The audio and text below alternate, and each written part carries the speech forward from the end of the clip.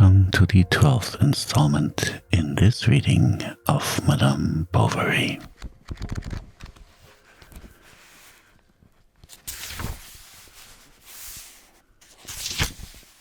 Part 3, Chapter 5. She went on Thursdays. She got up and dressed silently in order not to awaken Charles, who would have made remarks about her getting ready too early. Next, she walked up and down, went to the windows, and looked out at the Place. The early dawn was broadening between the pillars of the market, and the chemist shop, with the shutters still up, showed in the pale light of the dawn the large letters of his signboard. When the clock pointed to 7:15, she went off to the Lion d'Or, whose door Artemis opened, yawning. The girl then made up the coals covered by the cinders, and Emma remained alone in the kitchen. Now and again she went out. Yver was leisurely harnessing his horses, listening, moreover, to Mère Lefossoir, who, passing her head and nightcap through a grating, was charging him with commissions and giving him explanations that would have confused anyone else. Emma kept beating the soles of her boots against the pavement of the yard. At last, when he had eaten his soup, put on his cloak, lighted his pipe, and grasped his whip, he calmly installed himself on his seat.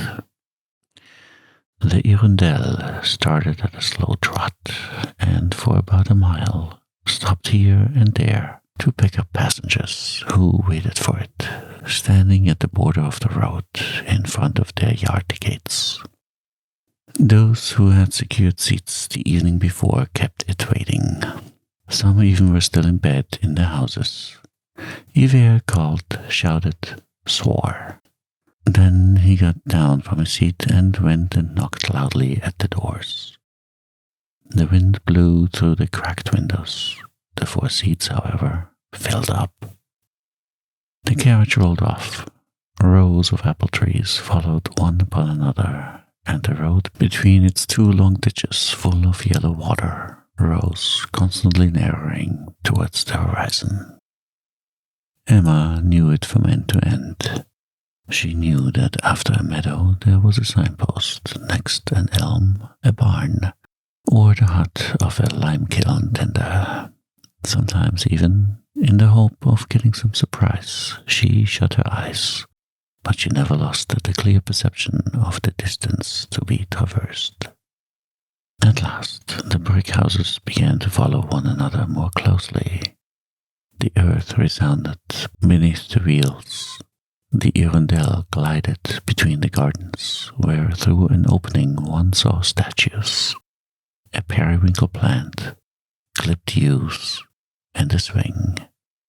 Then, on a sudden, the town appeared, sloping down like an amphitheater, and drowned in the fog. It widened out beyond the bridges confusedly. Then the open country spread away with a monotonous movement till it touched in the distance the vague line of the pale sky. Seen thus, from above, the whole landscape looked immovable as a picture. The anchored ships were massed in one corner. The river curved around the foot of the green hills, and the isles, oblique in shape, lay on the water, like large, motionless black fishes. The factory chimneys belched forth immense brown fumes that were blown away at the top. One heard the rumbling of the foundries, together with the clear chimes of the churches that stood out in the mist.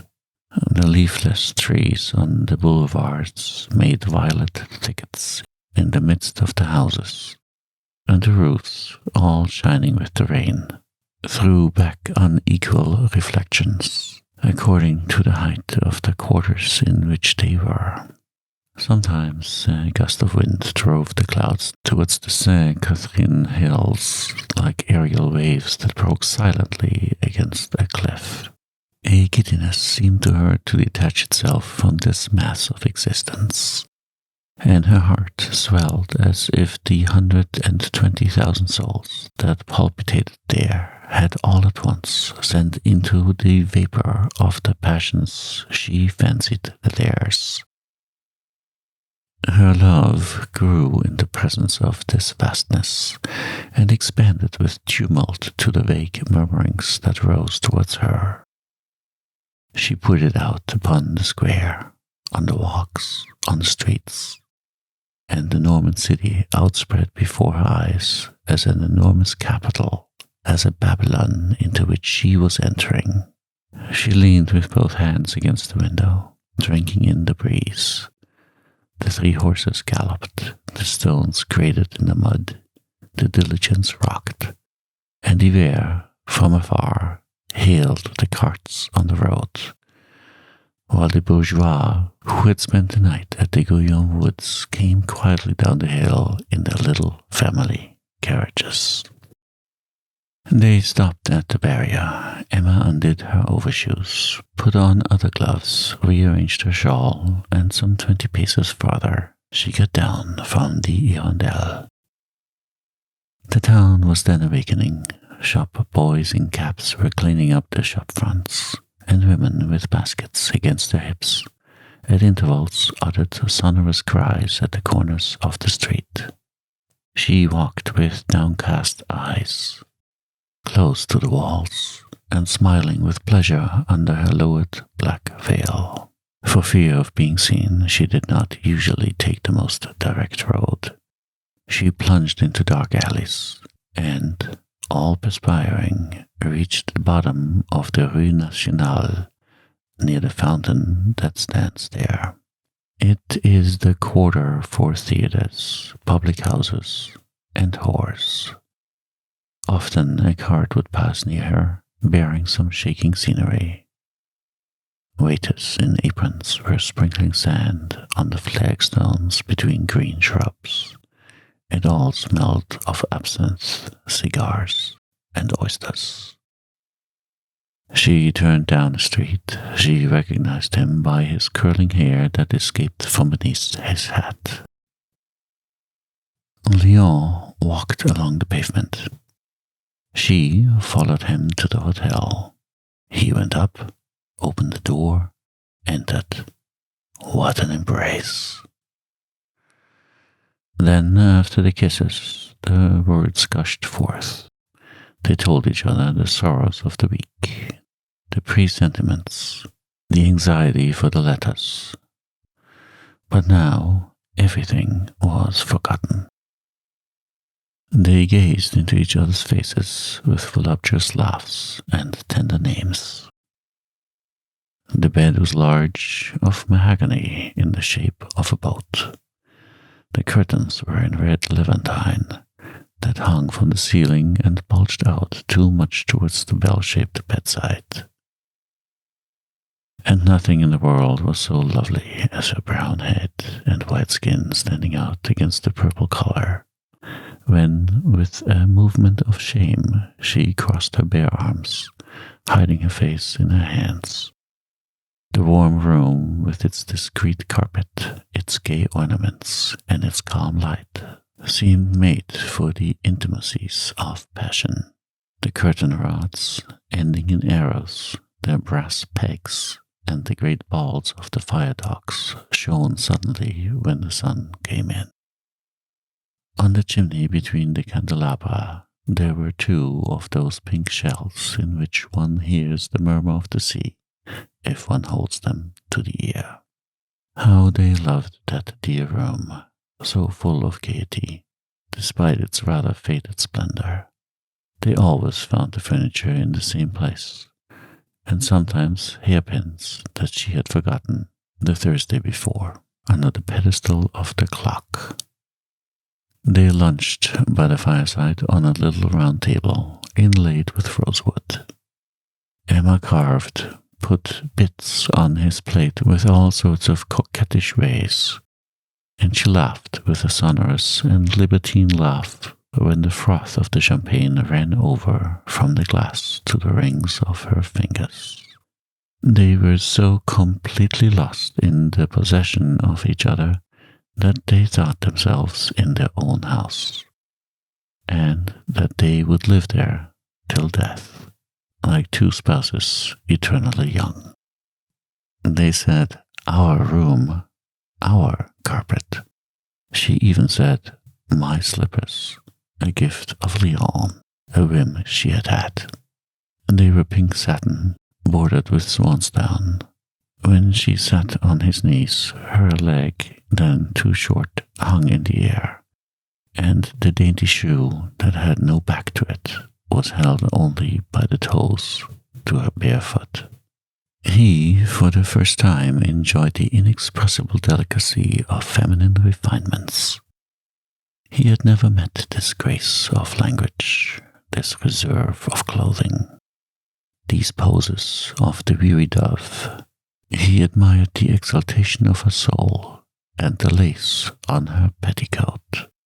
Besides, was she not a lady and a married woman? A real mistress, in fine?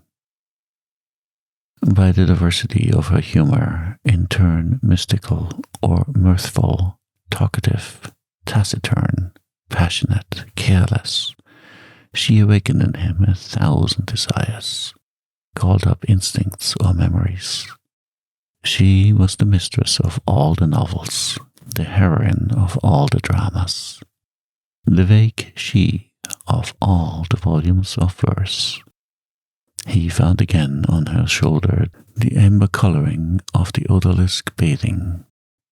She had the long waist of feudal chatelaines, and she resembled the pale woman of Barcelona, but above all she was the angel. Often looking at her, it seemed to him that his soul, escaping towards her, spread like a wave about the outline of her head, and descended drawn down into the whiteness of her breast. He knelt on the ground before her, and with both elbows on her knees, looked at her with a smile, his face upturned. She bent over him, and murmured, as if choking with intoxication, "Oh, do not move, do not speak, look at me. Something so sweet comes from your eyes that helps me so much." She called him, "Child, child, do you love me?" And she did not listen for his answer in the haste of her lips that fastened to his mouth. On the clock there was a bronze Cupid, who smirked as he bent his arm beneath a golden garland. They had laughed at it many a time, but when they had to part, everything seemed serious to them. Motionless in front of each other, they kept repeating, "Till Thursday, till Thursday." Suddenly she seized his head between her hands, kissed him hurriedly on the forehead, crying, "Adieu," and rushed down the stairs. She went to a hairdresser's in the Rue de la Comédie to have her hair arranged. Night fell. The gas was lighted in the shop. She heard the bell at the theatre calling the mummers to the performance, and she saw, passing opposite, men with white faces and women in faded gowns going in at the stage door. It was hot in the room, small, and too low where the stove was hissing in the midst of wigs and pomades. The smell of the tongues, together with the greasy hands that handled her head, soon stunned her, and she dozed a little in her wrapper. Often as he did her hair, the man offered her tickets for a masked ball.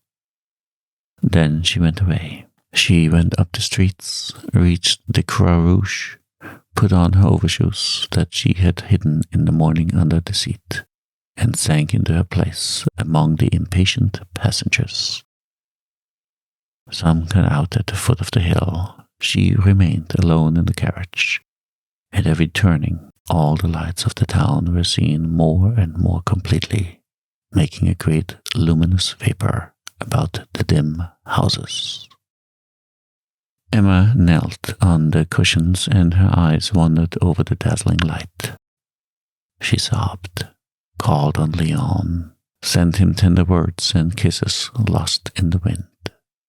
On the hillside, a poor devil wandered about with his stick in the midst of the diligence. A mass of rags covered his shoulders, and an old staved-in beaver, turned out like a basin, hid his face. But when he took it off, he discovered in the place of eyelids empty and bloody orbits. The flesh hung in red shreds, and there flowed from it liquids that congealed into green scale down to the nose, whose black nostrils sniffed convulsively. To speak to you, he threw back his head with an idiotic laugh. Then his bluish eyeballs, rolling constantly at the temples, beat against the edge of the open wound. He sang a little song as he followed the carriages. Maids and the warmth of a summer day, dream of love, and of love always. And all the rest was about birds and sunshine and green leaves. Sometimes he appeared suddenly behind Emma, bareheaded, and she drew back with a cry. Yver made fun of him. He would advise him to get a booth at the Saint-Romain fair, or else ask him, laughing, how his young woman was. Often they had started when, with a sudden movement, his hat entered the diligence through the small window, while he clung with his other arm to the footboard, between the wheels splashing mud. His voice, feeble at first and quavering, grew sharp. It resounded in the night like the instinct moan of a vague distress. And through the ringing of the bells, the murmur of the trees, and the rumbling of the empty vehicle, it had a far-off sound that disturbed Emma. It went to the bottom of her soul, like a whirlwind in an abyss, and carried her away into the distance of a boundless melancholy. But Yver, noticing a weight behind, gave the blind man sharp cuts with his whip. The thong lashed his wounds, and he fell back into the mud with a yell. Then the passengers in the Hirondelle ended by falling asleep, some with open mouths, others with lowered chins, leaning against their neighbor's shoulder, or with their arm passed through the strap, oscillating regularly with the jolting of the carriage. And the reflection of the lantern swinging without on the crupper of the wheeler, penetrating into the interior through the chocolate calico curtains, threw sanguineous shadows over all these motionless people. Emma, drunk with grief, shivered in her clothes, feeling her feet grow colder and colder, and death in her soul. Charles, at home, was waiting for her. The Hirondelle was always late on Thursdays. Madame arrived at last, and scarcely kissed the child. The dinner was not ready. No matter. She excused the servant. This girl now seemed allowed to do just as she liked. Often her husband, noting her pallor, asked if she were unwell. "No," said Emma. "But," he replied, "you seem so strange this evening." "Oh, it's nothing, nothing." There were even days when she had no sooner come in than she went up to her room, and Justin, happening to be there, moved about noiselessly, quicker at helping her than the best of mates. He put the matches ready, the candlestick, a book, arranged the nightgown, turned back the bedclothes. "Come," said she, "that will do. Now you can go." For he stood there, his hands hanging down and his eyes wide open, as if enmeshed in the innumerable threads of a sudden reverie. The following day was frightful, and those that came after still more unbearable because of her impatience to once again seize her happiness. An ardent lust, inflamed by the images of past experience, and that burst forth freely on the seventh day beneath Léon's caresses. His ardors were hidden beneath outbursts of wonder and gratitude. Emma tasted this love in a discreet, absorbed fashion, maintained by all the artifices of her tenderness, and trembled a little lest it should be lost later on. She often said to him, with a sweet, melancholy voice, "Ah, you too, you will leave me, you will marry, you will be like all the others." He asked, "What others?" "Why, like all men," she replied, then added, repulsing him with a languid movement, "You're all evil." One day, as they were talking philosophically of earthly disillusions, to experiment on his jealousy, or yielding, perhaps, to an overstrong need to pour out her heart, she told him that formerly, before him, she had loved someone. "Not like you," she went on quickly, protesting by the head of her child that nothing had passed between them. The young man believed her, but nonetheless questioned her to find out what he was. "He was a ship's captain, my dear." Was this not preventing any inquiry, and, at the same time, assuming a higher ground through this pretended fascination exercised over a man who must have been of warlike nature and accustomed to receiving homage? The clerk then felt the lowliness of his position. He longed for epaulettes, crosses, titles, all that would please her. He gathered that from her spendthrift habits. Emma nevertheless concealed many of these extravagant fancies, such as her wish to have a blue tilbury to drive into Rouen, drawn by an English horse, and driven by a groom in top boots. It was Justin who had inspired her with this whim, by begging her to take him into her service as a valet de chambre, or manservant.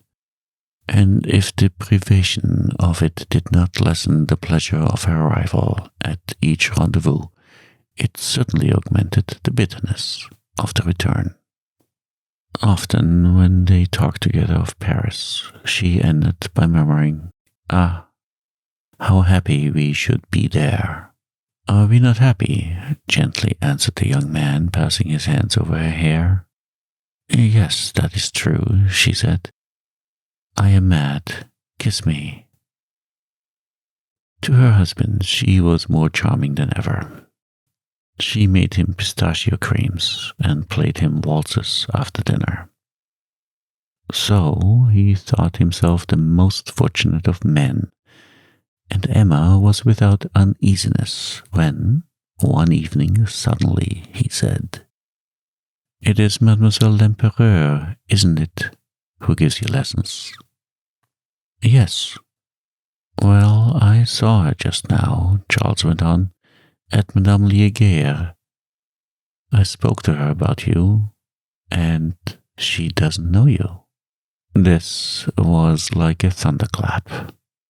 "However," she replied quietly, naturally, "Ah, no doubt she forgot my name."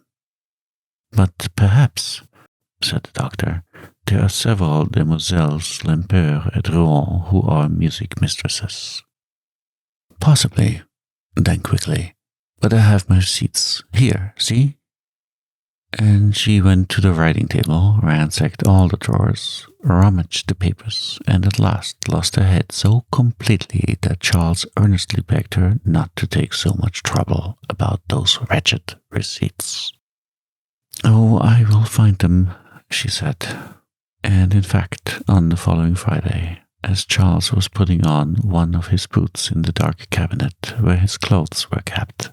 He felt a piece of paper between the leather of his sock. He took it out and read. Received for 3 months' lessons and several pieces of music, the sum of 63 francs. Félicier l'Empereur, Professor of Music. How the devil did it get into my boots? Oh, it must, she replied, have fallen from the old box of bills that is on the edge of the shelf. From that moment, her existence was but one long tissue of lies, in which she enveloped her love as in veils to hide it. It was a want, a mania, a pleasure carried to such an extent that if she said she had the day before walked on the right side of the road, one might know she had taken the left. One morning, when she had gone, as usual, rather lightly clothed, it suddenly began to snow, and as Charles was watching the weather from the window, he caught sight of Monsieur Bournisien in the shade of Monsieur Tuvache, who was driving him to Rouen. Then he went down to give the priest a thick shawl that he was to hand over to Emma as soon as he reached the Croix Rouge. When he got to the inn, Monsieur Bournisien asked for the wife of the Yonville doctor. The landlady replied that she very rarely came to her establishment, so that evening, when he recognized Madame Bovary in the Hirondelle, the curé told her his dilemma, without, however, appearing to attach much importance to it, for he began praising a preacher who was doing wonders at the cathedral, and whom all the ladies were rushing to hear. Still, if he did not ask for any explanation, others, later on, might prove less discreet. So, she thought well to get down each time at the Croix Rouge, so that the good folk of her village who saw her on the stairs should suspect nothing. One day, however, Monsieur Lerieux met her coming out of the Hotel de Boulogne on Lyon's arm, and she was frightened, thinking he would gossip. He was not such a fool, but 3 days after he came to her room, shut the door, and said, "I must have some money." She declared she could not give him any.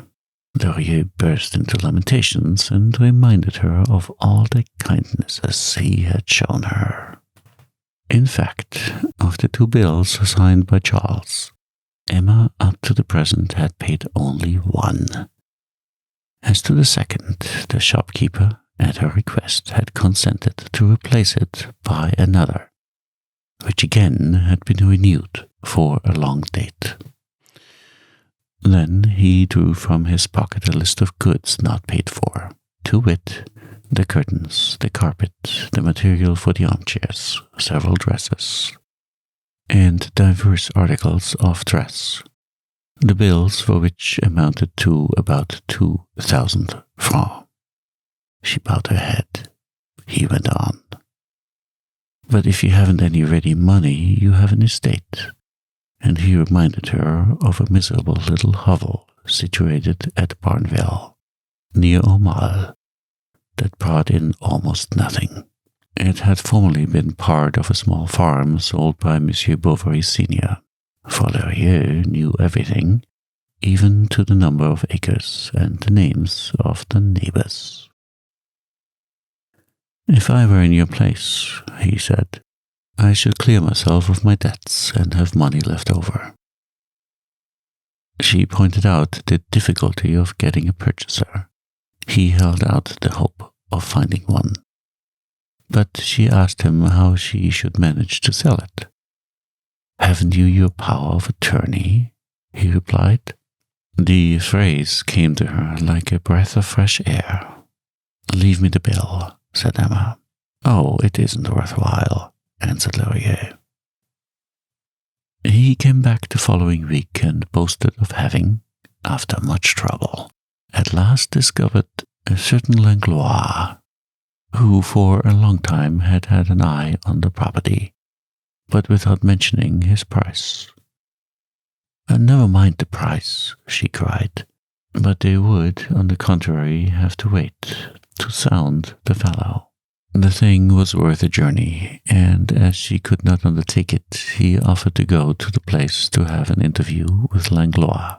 On his return, he announced that the purchaser proposed 4,000 francs. Emma was radiant at this news.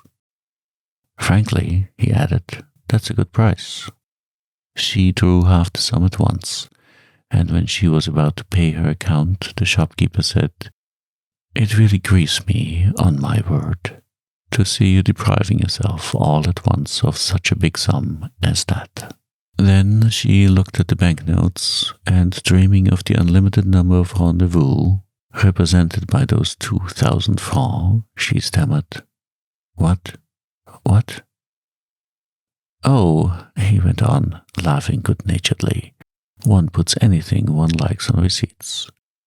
Don't you think I know what household affairs are? And he looked at her fixedly, while in his hand he held 2 long papers that he slid between his nails. At last, opening his pocketbook, he spread out on the table 4 bills to order, each for 1,000 francs. "Sign these," he said, "and keep it all." She cried out, scandalized. "But if I give you the surplus," replied Monsieur Lheureux impudently, "is that not helping you?" And taking a pen, he wrote at the bottom of the account, "Received of Madame Bovary, 4,000 francs. Now who can trouble you, since in 6 months you'll draw the arrears for your cottage, and I don't make the last bill due till after you've been paid." Emma grew rather confused in her calculations, and her ears tingled as if gold pieces, bursting from their bags, rang all round her on the floor. At last Lheureux explained that he had a very good friend, Vincart, a broker at Rouen, who would discount these 4 bills. Then he himself would hand over to Madame the remainder after the actual debt was paid. But instead of 2,000 francs, he brought only 1,800, for the friend Vincart, which was only fair, had deducted 200 francs for commission and discount. Then he carelessly asked for a receipt. "You understand, in business, sometimes. And with the date, if you please, with the date." A horizon of realizable whims opened out before Emma. She was prudent enough to lay by 1,000 crowns, with which the first 3 bills were paid when they fell due. But the 4th, by chance, came to the house on a Thursday, and Charles, quite upset, patiently awaited his wife's return for an explanation.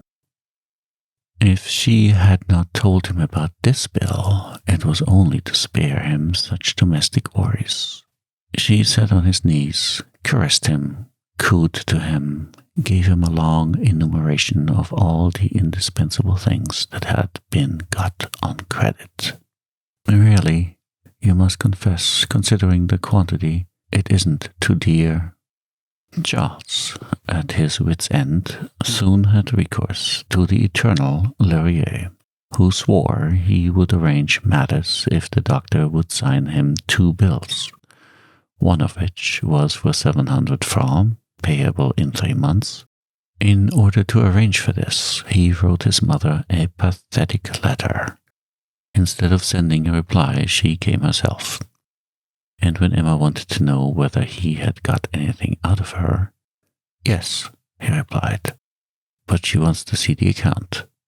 The next morning at daybreak, Emma ran to Lheureux to beg him to make out another account for not more than 1,000 francs, for to show the one for 4,000, it would be necessary to say that she had paid 2/3, and confess, consequently, the sale of the estate. A negotiation admirably carried out by the shopkeeper, and which, in fact, was only actually known later on. Despite the low price of each article, Madame Bovary Senior, of course, thought the expenditure extravagant. Couldn't you do without a carpet? Why have we covered the armchairs? In my time, there was a single armchair in a house, for elderly persons. At any rate, it was so at my mother's, who was a good woman, I can tell you. Everybody can't be rich. No fortune can hold out against waste. I should be ashamed to coddle myself as you do. And yet I am old. I need looking after. And there, fitting up gowns. For lulz. What? Silk for lining at 2 francs? When you can get jaconet for 10 sous? Or even for 8? That would do well enough. Emma, lying on a lounge, replied as quietly as possible. Ah, Madame, enough, enough. The other went on lecturing her, predicting they would end in the workhouse. But it was Bovary's fault. Luckily, he had promised to destroy that power of attorney. What?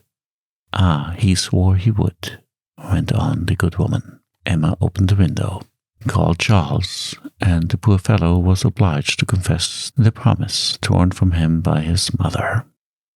Emma disappeared and then came back quickly and majestically handed her a thick piece of paper.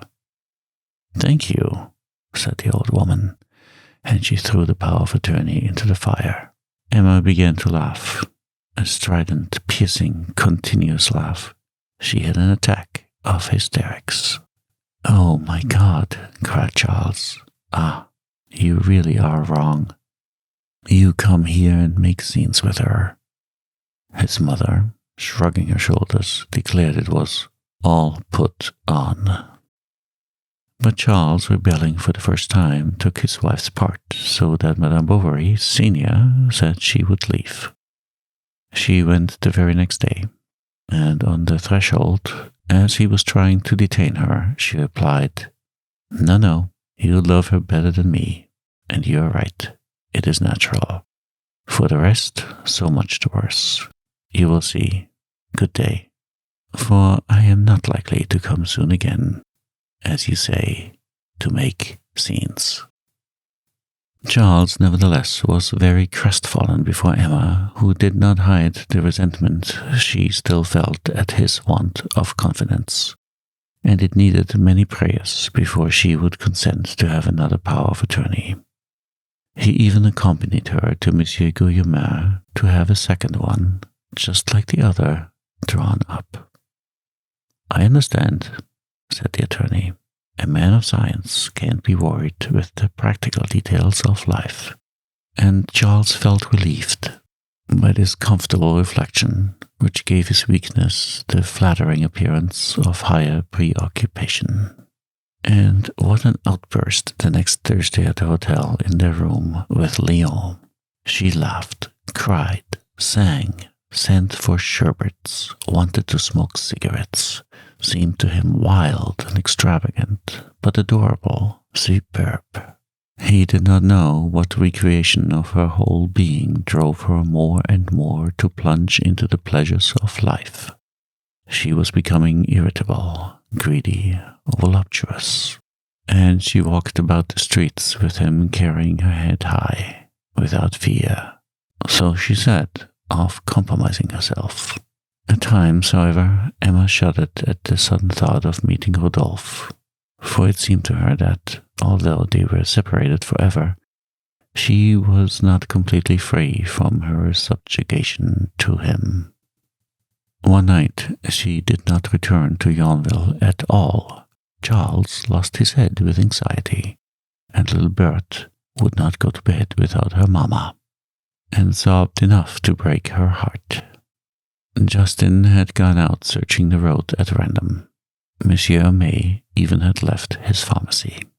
At last, at 11 o'clock, able to bear it no longer, Charles harnessed his chaise, jumped in, whipped up his horse, and reached the Croix Rouge about 2 o'clock in the morning. No one there. He thought that the clerk had perhaps seen her. But where did he live? Happily, Charles remembered his employer's address and rushed off there.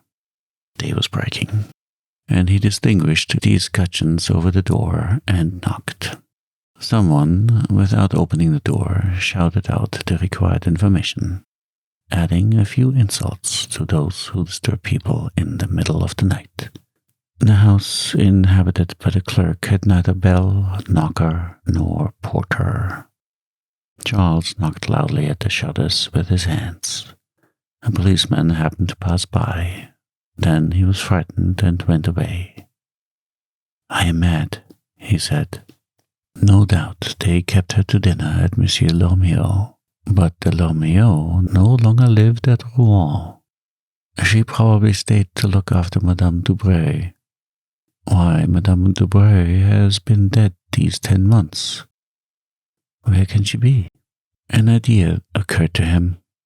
At a cafe, he asked for a directory and hurriedly looked for the name of Mademoiselle l'Empereur, who lived at number 74, Rue de la Renelle des Maroquinières. He was turning into the street. Emma herself appeared at the other end of it. He threw himself upon her rather than embrace her. "What kept you yesterday?" "I was not well." "What was it? Where? How?" She passed her hand over her forehead and answered, "At Mademoiselle l'Empereur's." "I was sure of it. I was going there." "Oh, it isn't worthwhile," said Emma. "She went out just now. But for the future, don't worry. I do not feel free, you see, if I know that the least delay upsets you like this." This was a sort of permission that she gave herself, so as to get perfect freedom in her escapades. And she profited by it freely, fully. When she was seized with the desire to see Léon, she set out upon any pretext. And as he was not expecting her on that day, she went to fetch him at his office. It was a great delight at first, but soon he no longer concealed the truth, which was that his master complained very much about these interruptions. "Pshaw, come along," she said, and he slipped out. She wanted him to dress all in black and grow a pointed beard to look like the portraits of Louis XIII. She wanted to see his lodgings, thought them poor. He blushed at them, but she did not notice this, then advised him to buy some curtains like hers. And as he objected to the expense, you care for your money," she said, laughing. Each time, Léon had to tell her everything that he had done since their last meeting. She asked him for some verses for herself, a love poem in honor of her. But he never succeeded in getting a rhyme for the second verse, and at last ended by copying a sonnet in a keepsake. This was less from vanity than from the one desire of pleasing her. He did not question her ideas. He accepted all her tastes. He was rather becoming her mistress than she his. She had tender words and kisses that thrilled his soul. Where could she have learned this corruption, almost incorporeal in the strength of its profanity and dissimulation?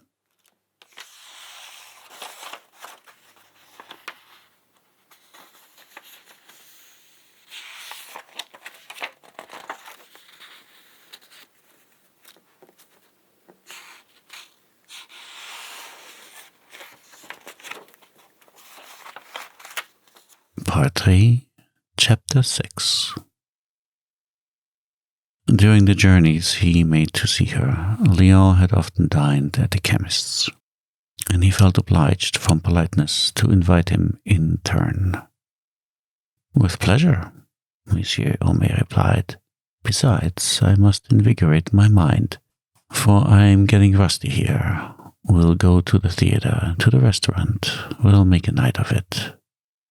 "Oh, my dear," tenderly murmured Madame Homais, alarmed at the vague perils he was preparing to brave. "Well, what?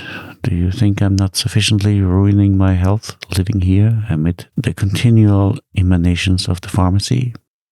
But there, that is the way with women. They are jealous of science, and then are opposed to our taking the most legitimate distractions. No matter. Count upon me.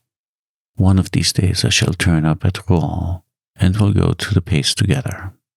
The druggist would formerly have taken good care not to use such an expression, but he was cultivating a gay Parisian style, which he thought in the best taste. And, like his neighbor, Madame Bovary, he questioned the clerk curiously about the customs of the capital. He even talked slang to dazzle the bourgeois, saying bender, crummy, dandy, macaroni, the cheese, cut my stick, and I'll hook it, for I'm going. So on Thursday, Emma was surprised to meet Monsieur May in the kitchen of the Lion d'Or, wearing a traveller's costume, that is to say, wrapped in an old cloak, which no one knew he had, while he carried a valise in one hand and the foot-warmer of his establishment in the other. He had confined his intentions to no one for fear of causing the public anxiety by his absence.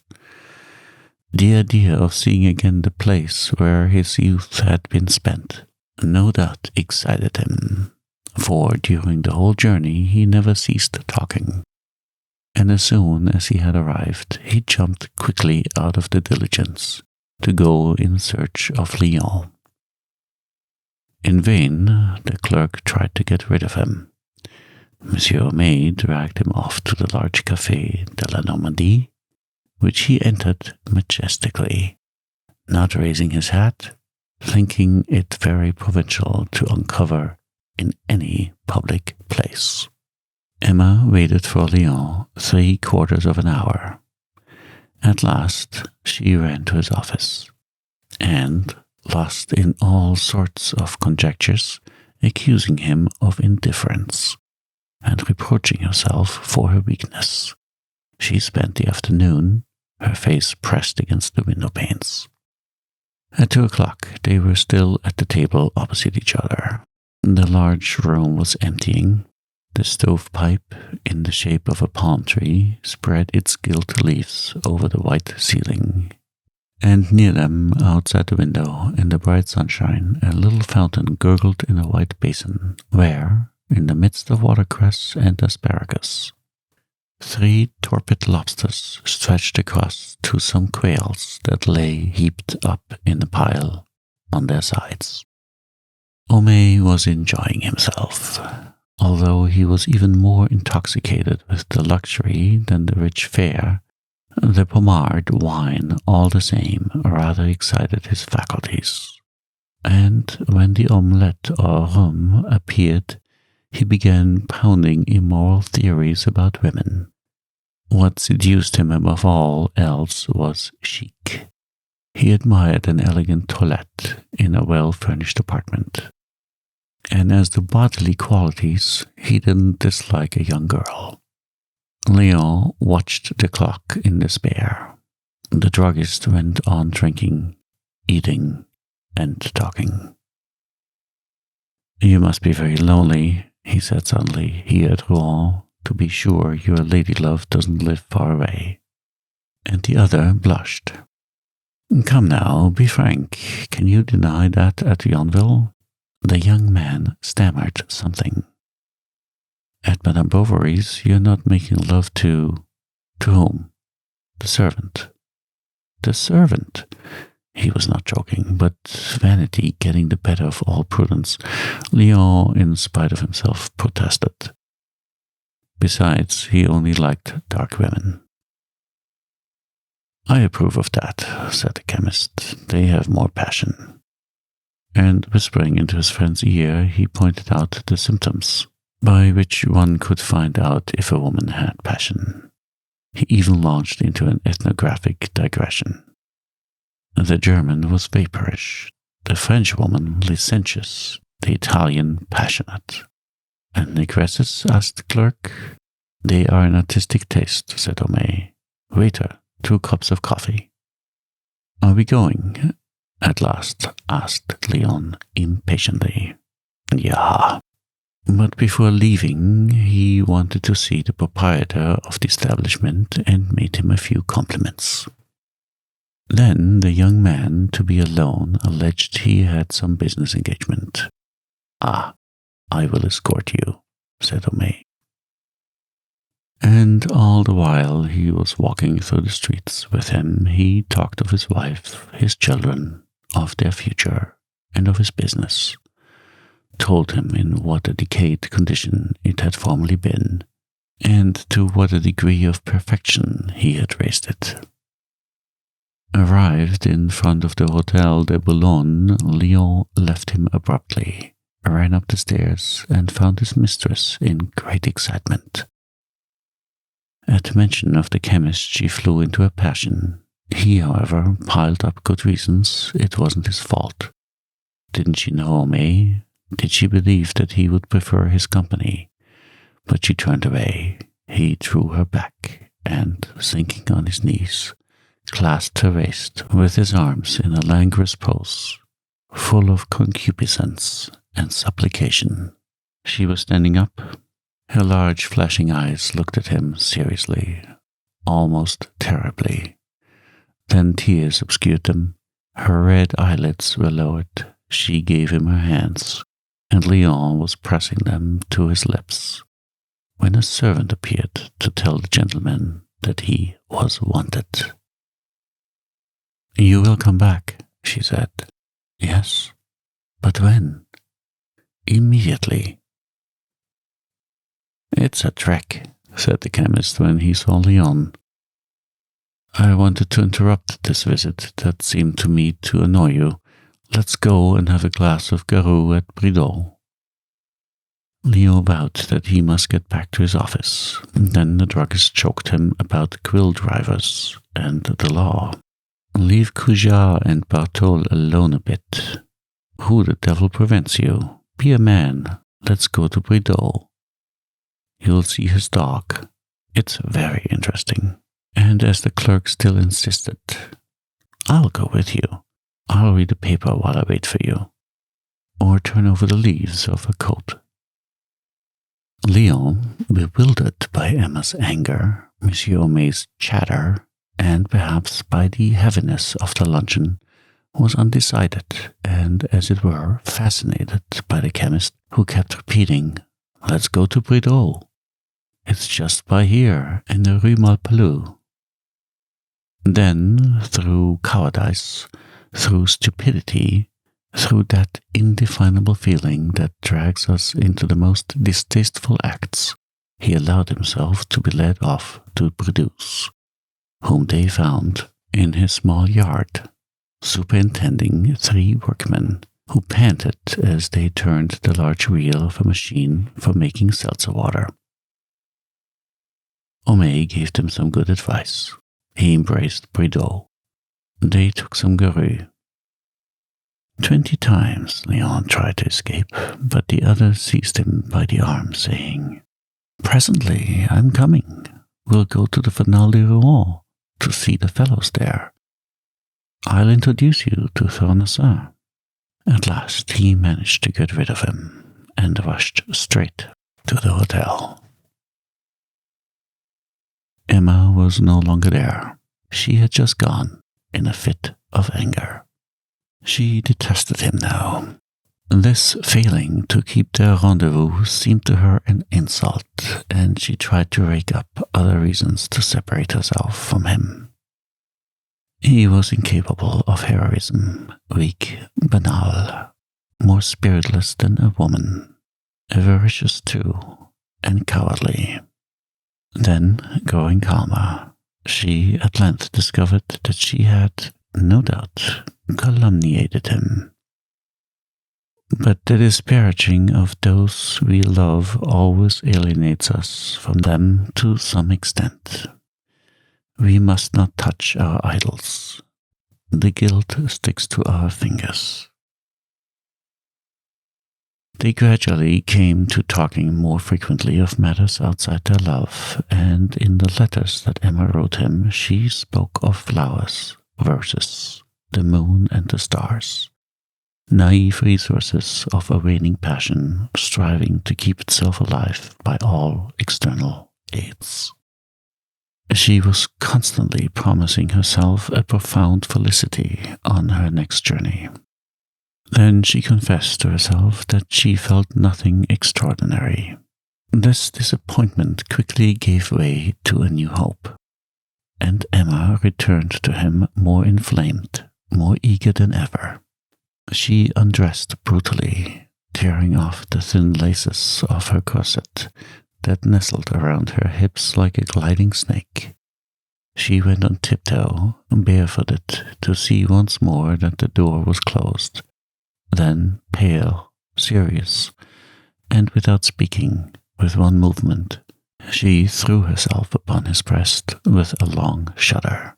Yet there was upon that brow covered with cold drops, on those quivering lips, in those wild eyes, in the strain of those arms, something vague and dreary that seemed to Léon to glide between them subtly as if to separate them.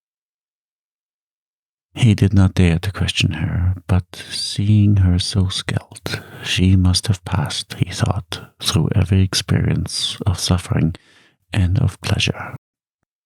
What had once charmed now frightened him a little. Besides, he rebelled against his absorption, daily more marked by her personality. He begrudged Emma this constant victory. He even strove not to love her. Then, when he heard the creaking of her boots, he turned coward, like drunkards at the sight of strong drinks. She did not fail, in truth, to lavish all sorts of attentions upon him, from the delicacies of food to the coquetries of dress and languishing looks. She brought roses to her breast from Yonville, which she threw into his face, was anxious about his health, gave him advice as to his conduct, and in order the more surely to keep her hold on him, hoping perhaps that heaven would take her part, she tried a medal of the Virgin round his neck.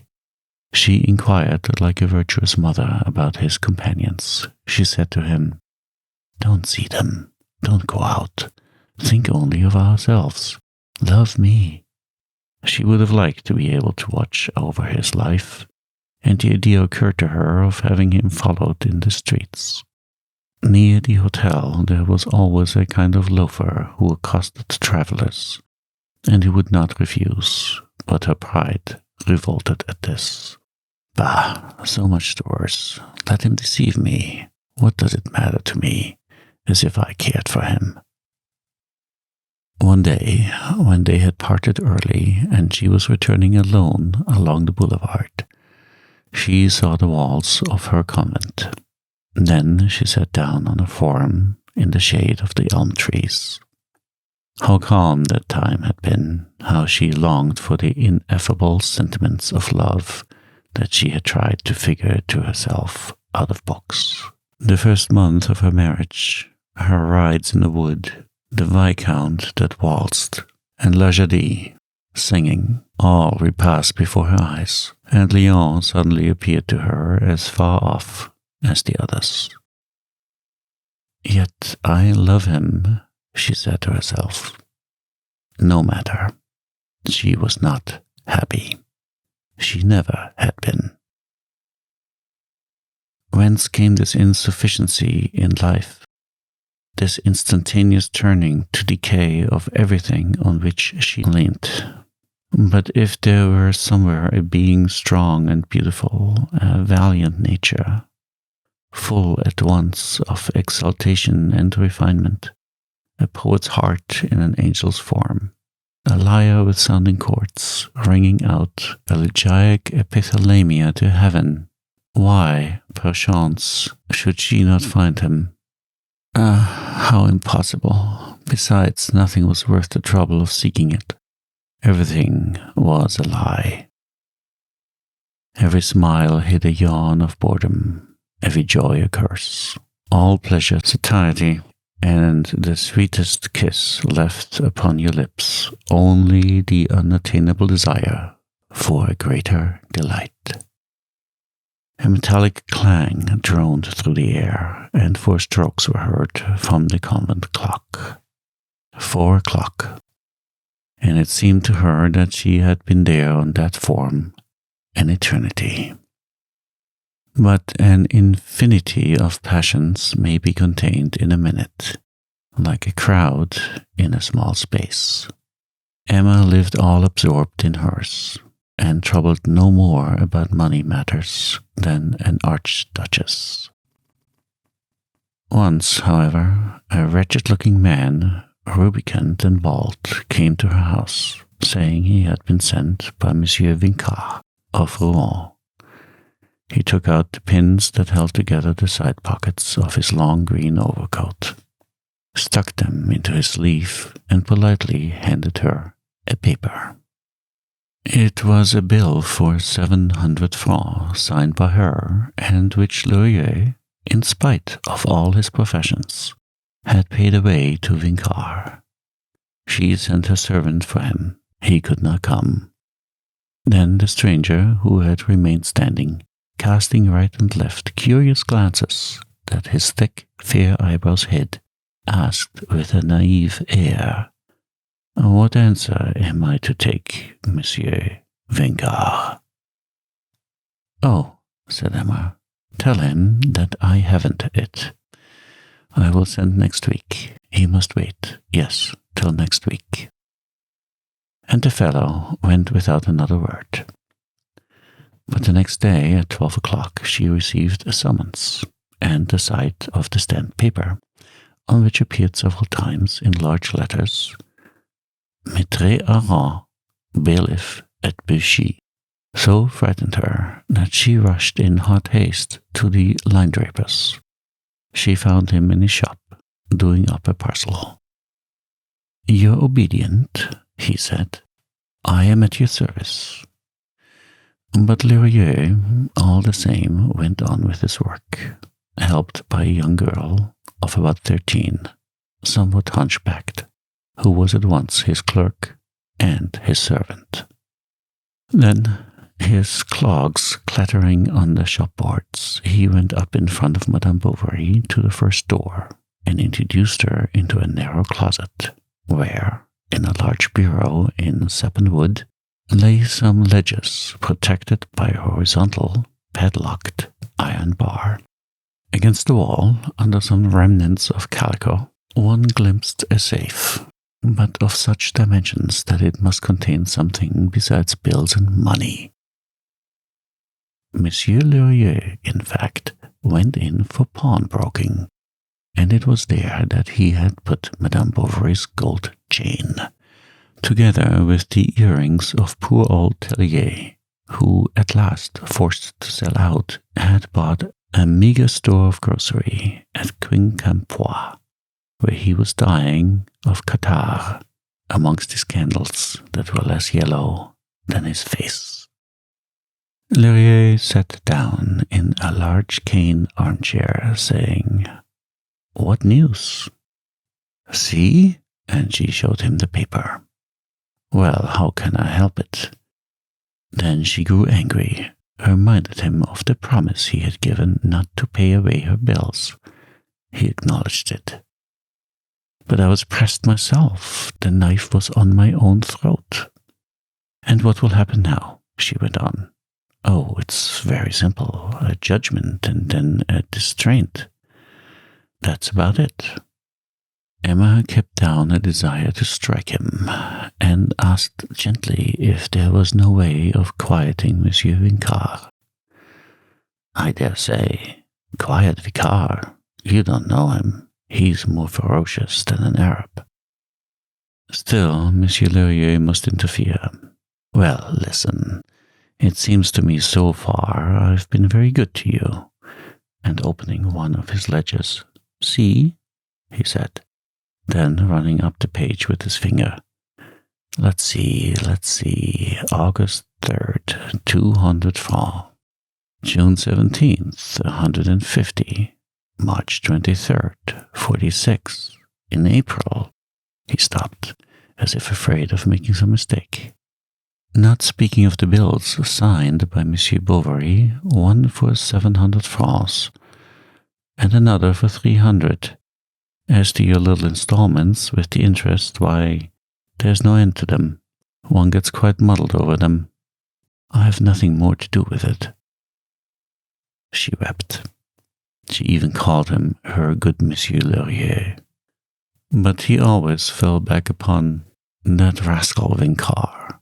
Besides, he hadn't a brass farthing. No one was paying him nowadays. They were eating his coat off his back. A poor shopkeeper like him couldn't advance money. Emma was silent, and Monsieur Laurier, who was biting the feathers of a quill, no doubt became uneasy at her silence, for he went on. Unless one of these days I have something coming in, I might. Besides, said she, as soon as the balance of Barneville. What? And on hearing that Langlois had not yet paid, he seemed much surprised. Then, in a honeyed voice, and we agree, you say? Oh, to anything you like.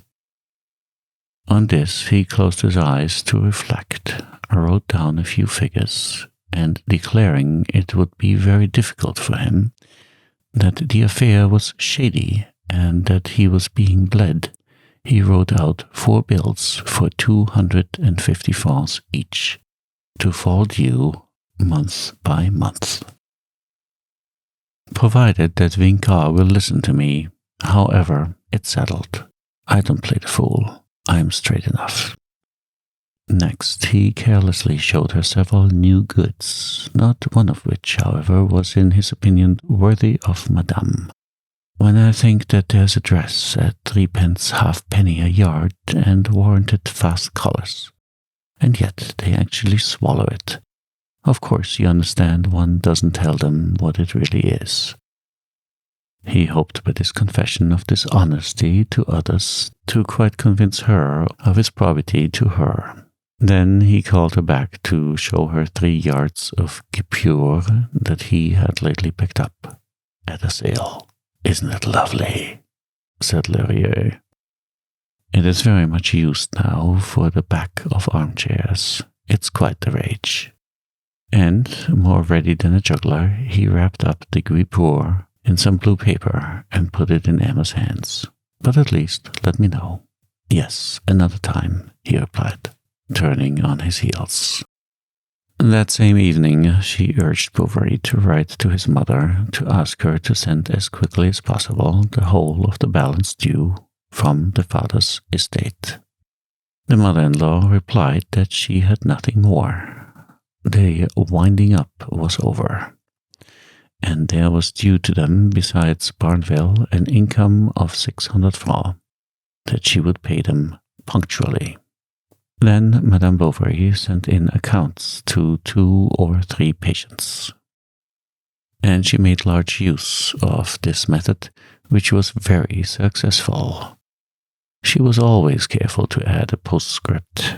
Do not mention this to my husband. You know how proud he is. Excuse me, yours obediently. There were some complaints. She intercepted them.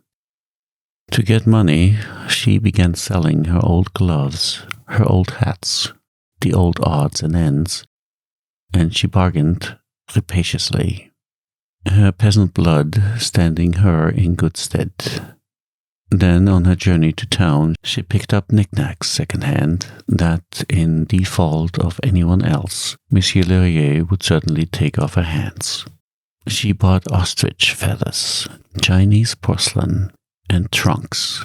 She bought from Félicité, from Madame Lefrançois, from the landlady at the Croix Rouge, from everybody, no matter where. With the money she at last received from Barneville, she paid 2 bills. The other 1,500 francs fell due. She renewed the pills, and thus it was continually. Sometimes, it is true, she tried to make a calculation, but she discovered things so exorbitant that she could not believe them possible. Then she recommenced, soon got confused, gave it all up, and thought no more about it. The house was very dreary now. Tradesmen were seen leaving it with angry faces. Handkerchiefs were lying about on the stoves, and little Bert, to the great scandal of Madame Bovary, wore stockings with holes in them. If Charles timidly ventured a remark, she answered roughly that it wasn't her fault. What was the meaning of all these fits of temper? He explained everything through her old nervous illness, and reproaching himself with having taken her infirmities for faults, accused himself of egotism, and longed to go and take her in his arms. "Ah, no," he said to himself, "I should worry her," and he did not stir. After dinner, he walked about alone in the garden. He took little Bert on his knees, and, unfolding his medical journal, tried to teach her to read. But the child, who never had any lessons, soon looked up with large, sad eyes and began to cry. Then he comforted her, went to fetch water in her can to make rivers on the sandpath, or broke off branches from the privet hedges to plant trees in the beds. This did not spoil the garden much, all choked now with long weeds. They owed Lesty Boudoir for so many days. Then the child grew cold and asked for her mother. "Call the servant," said Charles. "You know, dearie, that Mamma does not like to be disturbed." Autumn was setting in, and the leaves were already falling, as they did 2 years ago when she was ill. Where would it all end? And he walked up and down, his hands behind his back. Madame was in her room, which no one entered. She stayed there all day long, torpid, half-dressed, and from time to time burning Turkish pastilles, which she had bought at Rouen in an Algerian's shop. In order not to have at night this sleeping man stretched at her side, by dint of maneuvering, she at last succeeded in banishing him to the second floor, while she read till morning extravagant books full of pictures of orgies and thrilling situations. Often, seized with fear, she cried out, and Charles hurried to her. "Oh, go away," she would say, or at other times consumed more ardently than ever by that inner flame to which adultery added fuel, panting, tremulous, all desire, she threw open her window, breathed in the cold air, shook loose in the wind her masses of hair, too heavy, and gazing upon the stars longed for some princely love. She thought of him, of Lyon. She would then have given anything for a single one of those meetings that surfeited her. These were her gala days. She wanted them to be sumptuous, and when he alone could not pay the expenses, she made up the deficit liberally, which happened pretty well every time. He tried to make her understand that they would be quite as comfortable somewhere else, in a smaller hotel. But she always found some objection. One day she drew 6 small silver-gilt spoons from her bag. They were old Rouault's wedding present, begging him to pawn them at once for her, and Léon obeyed, though the proceeding annoyed him. He was afraid of compromising himself. Then, on reflection, he began to think his mistress's ways were growing odd, and that they were perhaps not wrong in wishing to separate him from her. In fact, someone had sent his mother a long anonymous letter to warn her that he was ruining himself with a married woman, and the good lady, at once conjuring up the eternal bugbear of families, the vague, pernicious creature, the siren, the monster, who dwells fantastically in depths of love, wrote to lawyer Dubucache, his employer, who behaved perfectly in the affair. He kept him for 3/4 of an hour trying to open his eyes, to warn him of the abyss into which he was falling. Such an intrigue would damage him later on, when he set up for himself. He implored him to break with her, and if he would not make this sacrifice in his own interest, to do it at least for his, Dubucage's sake. At last Léon swore he would not see Emma again, and he reproached himself with not having kept his word. Considering all the worry and lectures this woman might still draw down upon him, without reckoning the jokes made by his companions as they sat around the stove in the morning. Besides, he was soon to be head clerk. It was time to settle down. So he gave up his flute, exalted sentiments, and poetry. For every bourgeois, in the flush of his youth, were it but for a day, a moment, has believed himself capable of immense passions, of lofty enterprises. The most mediocre libertine has dreamt of sultanas. Every notary bears within him the debris of a poet.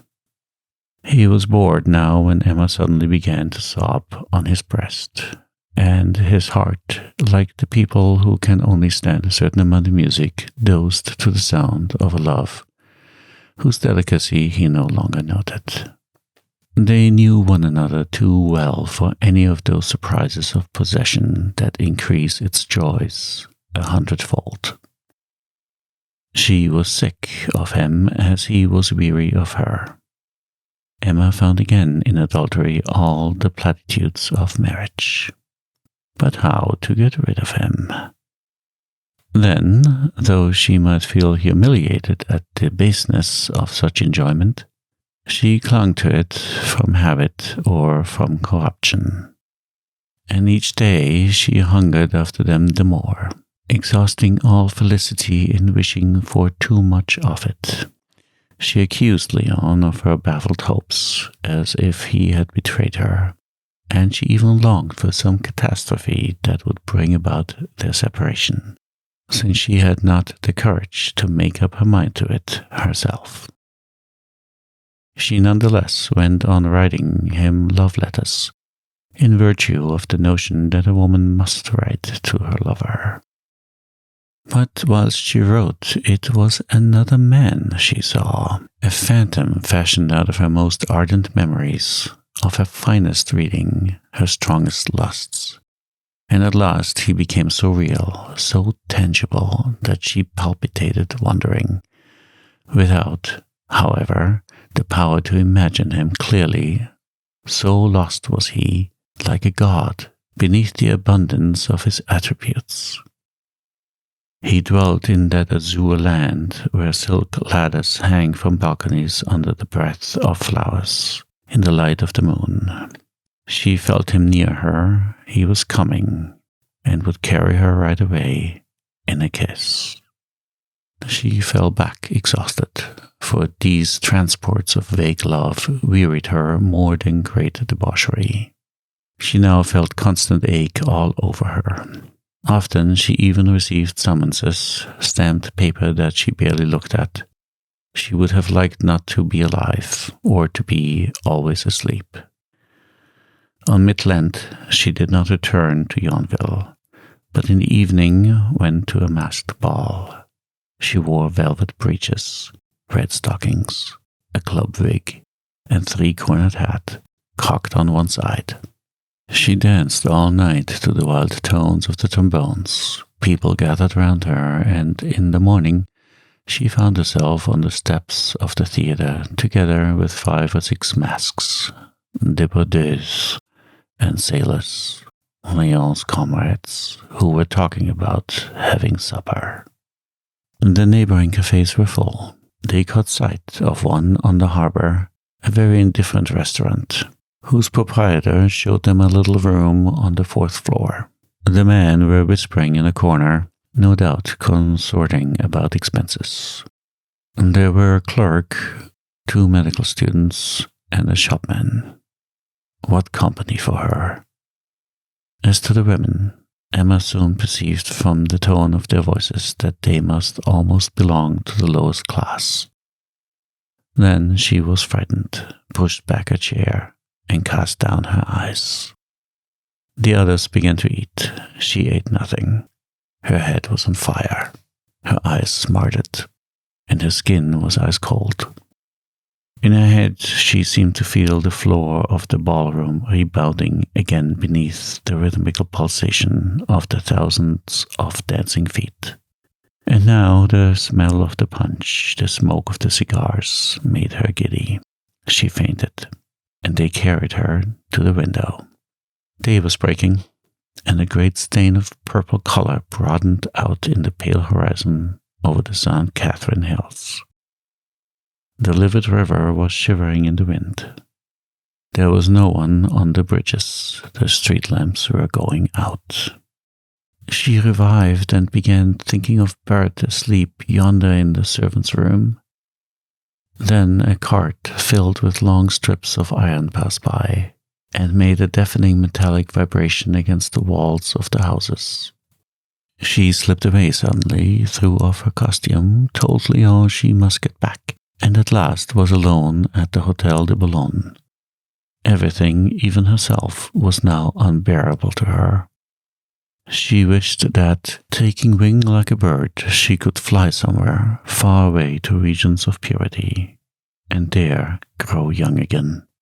She went out, crossed the boulevard, the Place Cauchois, and the Faubourg, as far as an open street that overlooked some gardens. She walked rapidly, the fresh air calming her, and little by little, the faces of the crowd, the masks, the quadrilles, the lights, the supper, those women, all disappeared like mists fading away. Then, reaching the Croix Rouge, she threw herself on the bed in her little room on the second floor, where there were pictures of the Tour de Nesle. At 4 o'clock, Yvette awoke her. When she got home, Félicité showed her behind the clock a grey paper. She read, "In virtue of the seizure in execution of a judgment." What judgment? As a matter of fact, the evening before another paper had been brought that she had not yet seen, and she was stunned by these words. "By order of the king, law and justice to Madame Bovary." Then, skipping several lines, she read, "Within 24 hours, without fail." But what? To pay the sum of 8,000 francs. And there was even at the bottom, "She will be constrained thereto by every form of law, and notably by a writ of distraint on her furniture and effects." What was to be done? In 24 hours. Tomorrow. Laurier, she thought, wanted to frighten her again, for she saw through all his devices the object of his kindness. What reassured her was the very magnitude of the sum. However, by dint of buying and not paying, of borrowing, signing bills, and renewing these bills that grew at each new falling in, she had ended by preparing a capital for Monsieur Laurier, which he was impatiently awaiting for his speculations. She presented herself at his place with an offhand air. "You know what has happened to me? No doubt it's a joke." "How so?" He turned away slowly and, folding his arms, said to her, "My good lady, did you think I should go on to all eternity being your purveyor and banker? For the love of God! Now be just. I must get back what I've laid out. Now be just." She cried out against the debt. "Ah, so much the worse. The court has admitted it. There's a judgment. It's been notified to you. Besides, it isn't my fault. It's Vicar's." "Could you not?" "Oh, nothing whatever. But still, now talk it over." And she began beating about the bush. She had known nothing about it. It was a surprise. Whose fault is that? Said Laurier, bowing ironically. While I'm slaving, you go gallivanting about. Ah, no lecturing. It never does any harm, he replied. She turned coward. She implored him. She even pressed her pretty white and slender hand against the shopkeeper's knee. There, that'll do. Anyone think you wanted to seduce me? Ah, you are a wretch, she cried. Oh, got it. I will show you up. I shall tell my husband. All right, I'll show your husband something. And Laurier drew from his strongbox the receipt for 1,800 francs that she had given him when Vicard had discounted the bills. Do you think, he added, that he'll not understand your little theft? The poor dear man? She collapsed, more overcome than if felled by the blow of a pole-axe. He was walking up and down from the window to the bureau, repeating all the while, Ah, I'll show him. Then he approached her, and in a soft voice said, It isn't pleasant, I know, but after all, no bones are broken, and since that is the only way that is left for you paying back my money. But where am I to get any? Said Emma, wringing her hands. Bah, when one has friends like you. And he looked at her in so keen, so terrible a fashion that she shuddered to her very heart. I promise you, she said, to sign. I've enough of your signatures. I will sell something. Get along, he said, shrugging his shoulders. You've not got anything. And he called through the people that looked down into the shop. Annette, don't forget the 3 coupons of number 14. The servant appeared. Emma understood and asked how much money would be wanted to put a stop to the proceedings. It is too late. But if I brought you several thousand francs, a quarter of the sum, a third, perhaps the whole. Nope, it's no use. And he pushed her gently towards the staircase. I implore you, Monsieur Laurier, just a few days more. She was sobbing. There, tears now. You are driving me to despair. What do I care?